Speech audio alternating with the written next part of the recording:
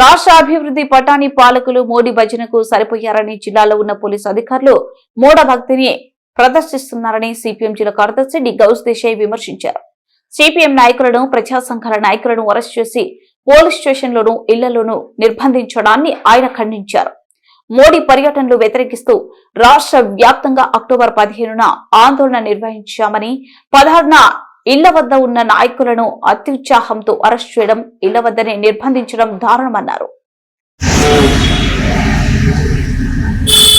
ఈరోజు భారత ప్రధాని నరేంద్ర మోడీ కర్నూలు జిల్లా పర్యటన చేస్తున్న సందర్భంగా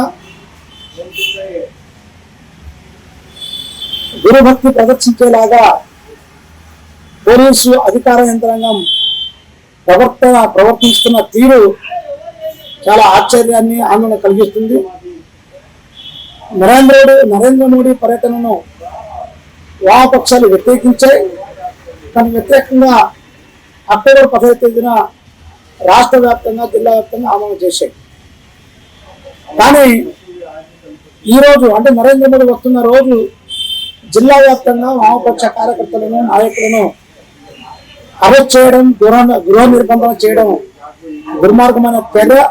దీన్ని సిపిఎం పార్టీ జిల్లా కమిటీ తీవ్రంగా ఖండిస్తున్నది. నేను ఈరోజు ముఖ్యమంత్రి చంద్రబాబు నాయుడు అడుగుతా ఉన్నా, ఏం ఉత్తరించడానికి నరేంద్ర మోడీ పిలుస్తున్నా అని చెప్పేసి ఈరోజు మేము ప్రశ్నిస్తున్నాం.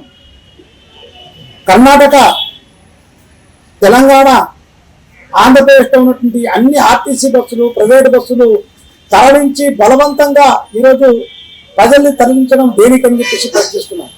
నిజంగా నరేంద్ర మోడీ పైన ప్రేమ ఉంటే, చంద్రబాబు నాయుడు పైన అభిమానం ఉంటే స్వచ్ఛందంగా ప్రజలు రమ్మని పిలిపివ్వండి.